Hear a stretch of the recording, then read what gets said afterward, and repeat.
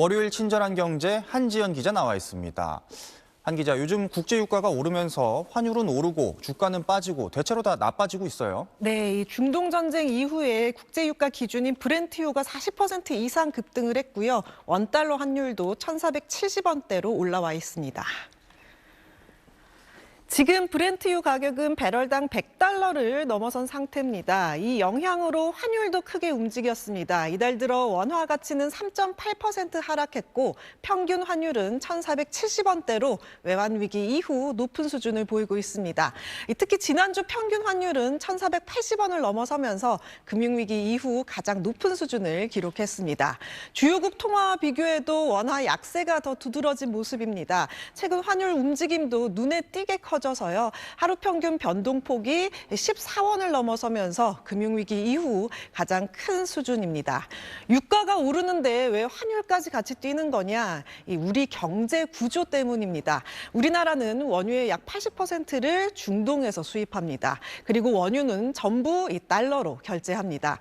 기름값이 오르면 같은 양의 원유를 사더라도 더 많은 달러가 필요해집니다. 그러면 시장에서는 달러를 사려는 수요가 늘어나고 달러 가치가 올라가게 됩니다. 반대로 원화 가치는 밀리게 되죠. 결국 유가가 오르면 달러 수요가 늘어나고 환율도 함께 올라가게 되는 겁니다.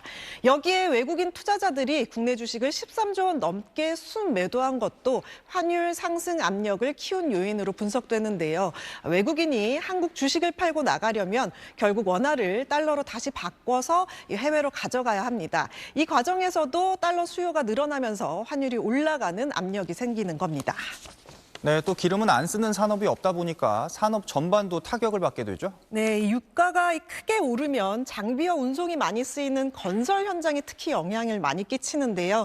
국제 유가가 50% 오르면 건설비가 1% 이상 상승한다는 분석이 나왔습니다. 건설 현장 중에서도 가장 영향을 많이 받는 건 토목공사 쪽입니다. 이 건물을 짓는 공사보다 도로를 만들고 이 땅을 파고 자재를 옮기는 데 영향이 더 크게 나타나는 겁니다. 실제 분석에서도 도로 같은 토목공사는 비용이 3% 가까이 오르는 것으로 나타났습니다. 왜 이런 차이가 생기냐? 이 토목공사는 땅을 파고 자재를 옮기는 작업이 많아서 중장비와 운송 사용이 많기 때문입니다. 굴착기와 크레인, 불도저 같은 건설기계의 90% 이상이 경유를 연료로 사용하기 때문에 유가가 오르면 건설 현장에서는 연료비 부담이 먼저 커지게 됩니다. 실제로 건설 투입 요소 380개를 분석해 보니 경유 영향이 35% 넘게 차지해서 이 레미콘이나 아스팔트보다 4배 가까이 큰 것으로 나타났습니다.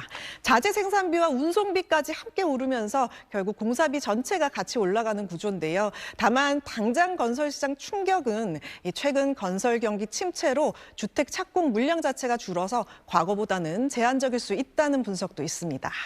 네, 한 기자 잘 들었습니다.